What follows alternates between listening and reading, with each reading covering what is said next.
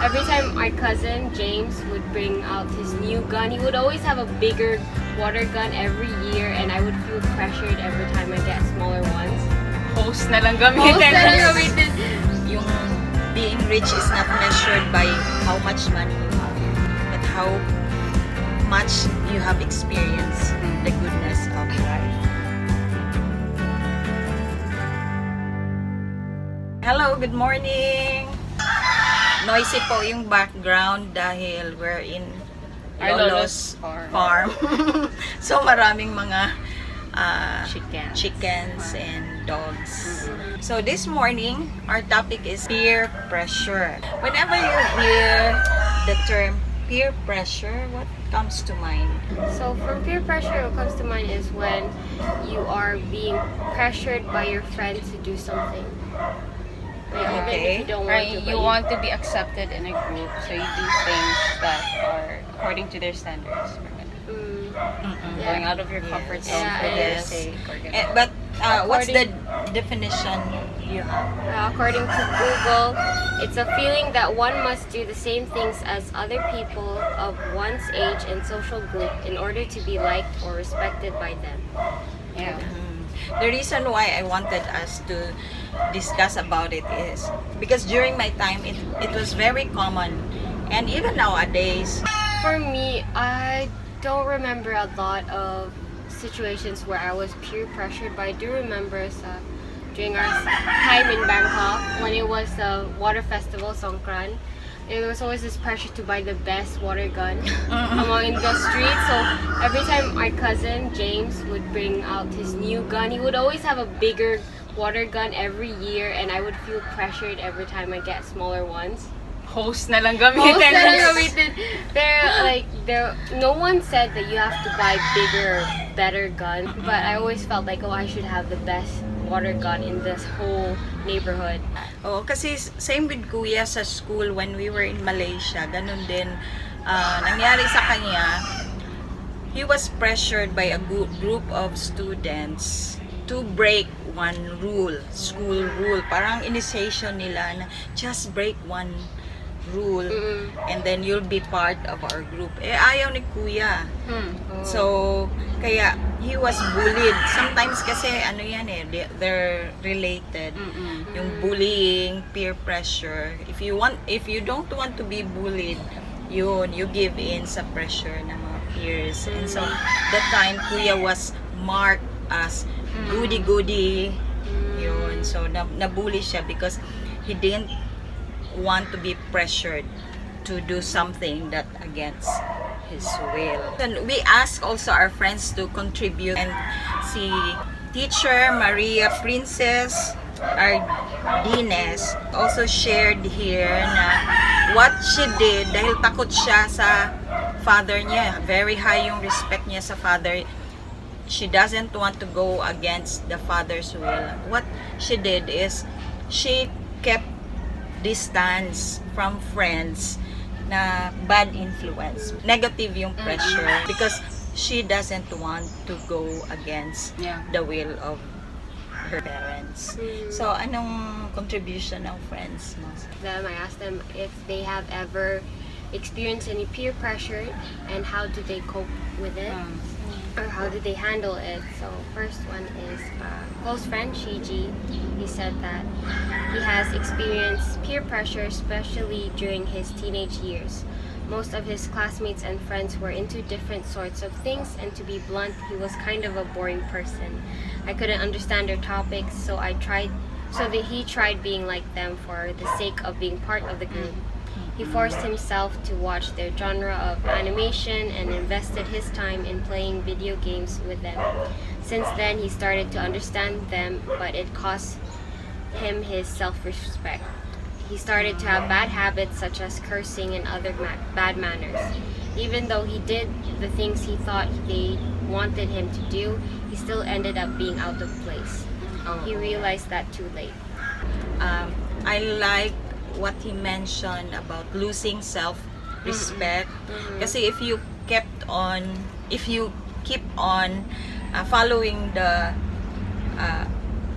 following your friends' wishes, kung ano yung gusto nila for you, then you end up losing what you want. Kasi you're pleasing them na eh. And then, di mo na alam kung sino ka, anong gusto mo, di ba? So, in a way, you will also lose your self-respect.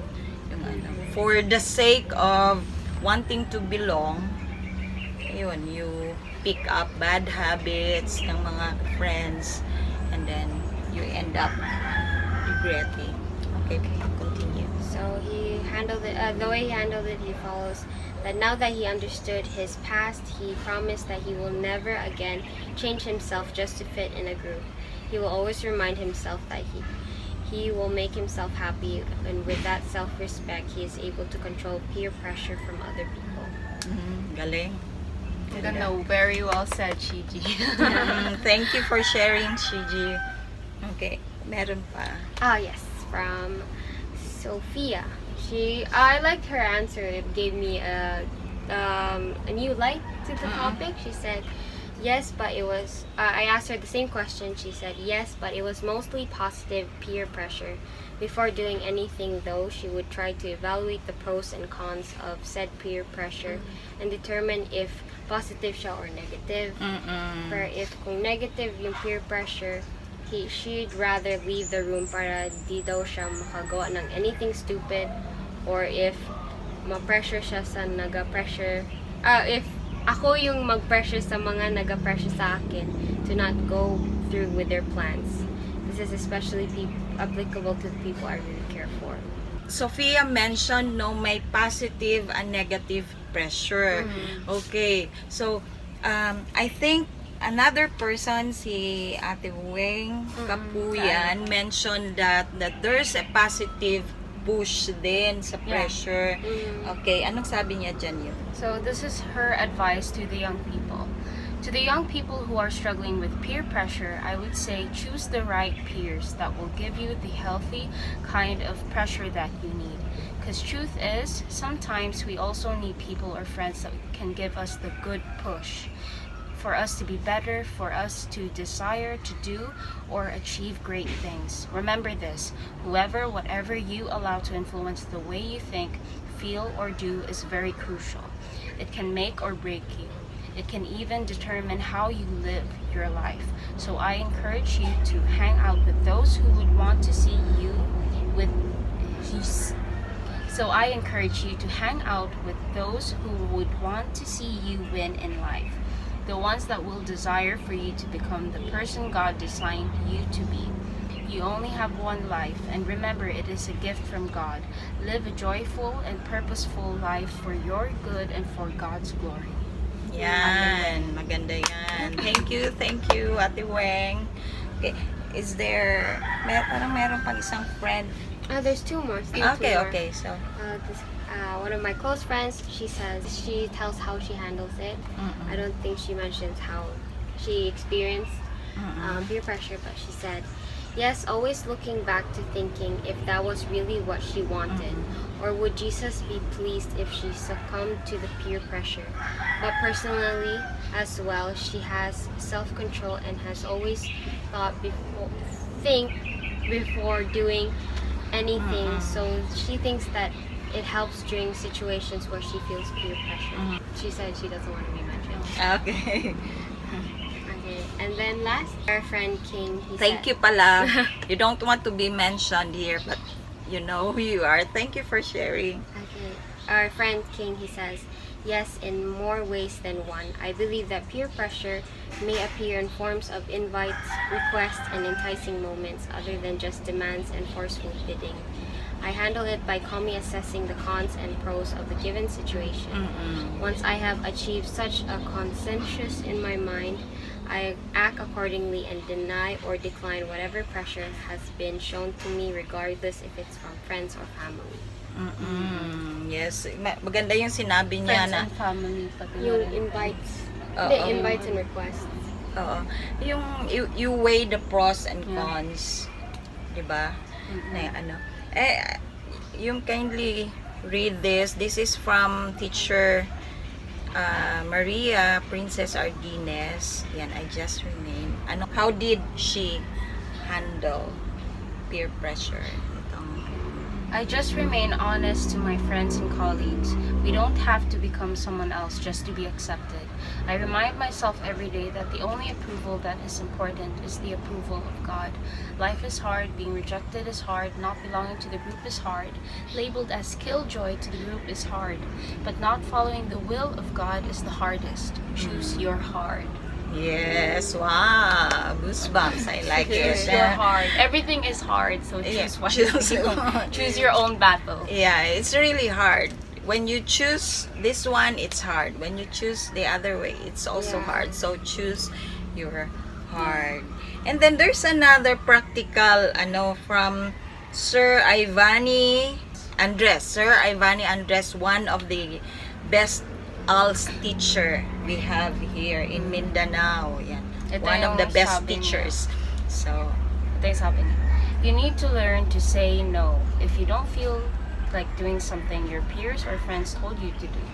It is okay to give excuses or explanation if you feel something isn't right or if you are forced to do something against your belief. yes, learn to say no. Yun nga, ang like what she said also, yung si Ma'am Maria Princess, sabi niya na choose your hard. So you, ano siya, like everything in life is always a battle. So then you have the option to choose kung which one you want to fight. I remember last year I was invited to inom, but I don't drink. Tapos inano talaga ng kaibigan ko, sige na, okay lang. It's okay if you just sit beside us. You don't have to drink naman. Just hang out with us. But then I also remembered what my parents said na, even if you're part of that group, and then what if something happens to them and you were also there, so madamay ka rin sa problems na kahit you didn't do anything. So they're weighing the pros and cons and being able to choose your hard. It's part of Yes. avoiding the negative side of peer pressure. Meron pang sinabi dyan si Ma'am Maria na sabi nung dad, dili ta mo bawalan sa inyong gusto, dako na mo, wala ko nagkulang. Okay, wala ko nagkulang og ingon sa inyo sa unsay mali ug unsay tama. Kabalo ang Ginoo sa inyong ginabuhat. Yan. So, in short, sabi, advice ng dad, I don't have to repeat everything because I've already told you what is right and what is wrong. And whenever, even if I'm not around, God knows what you are doing. So, parang, each time I pressure sa kanya, yun na, she's always reminded of the words of her father. And so, na-mention mo advice ng parents. Yeah. Okay, so for our parents out there, if you feel like you're parang sirang plaka, Yeah, it's already Yeah. stuck in our minds. We're old enough to remember. it's okay when they're young, no, paulit-ulit, because when they grow up, those words of wisdom that you told your children will always save them from harm. Yeah. Yun. So, you have anything to share No. from your I think that everything has been said. And I really like everyone's perspective. We have really good friends. Yeah. Wise Oh, friends. choose your friends. Wisely. Okay. The Bible says, tell me who your friends are and I'll tell you who you are. Yun. Okay. And then, birds of the same feather Fly eh, together. Fly together. flock together. Flock together. So, parang, it's not from the Bible, but there's wisdom in it. So, choose your friends. And always remember, it's really good to please your parents, but there's one ultimate person that we are to please, and that is God Himself. Okay? So, any lesson you picked up? I think since if you were to ask me if I've experienced any peer pressure, there's not really situations where it's like a lot of times, because I think it's really because of the root and it's the friends that I surround myself with. And I'm glad and I'm blessed to have those people around me that I don't have to feel pressured to belong. How about you? What I learned today is that there are negative and positive peer pressures, and you always have the option to say no. Yes, yes. I think sa inyo, going to an international school, There was a lot. Parang para sa akin, there was a peer pressure na, hala, what if we don't fit and we're not that rich and ano. Pero later yung sinabi mo, being surrounded with people who accept you, ganun. Parang you all, if because we surrounded ourselves with people that accept who we are, yung ano, yung level, yung status, social status, yung ganun. Ano, parang you learn to, ano din, accept and be content with what you have. Yes, yes. Yung being rich is not measured by how much money you have, but how much you have experienced the goodness of life. So, so advice lang po namin sa mga teenagers who feel pressured to keep up, to belong. Our advice is, life is hard, so just choose your heart. Even if you do things to gain approval, life is still hard. So, better to choose the right heart. And seek approval from God.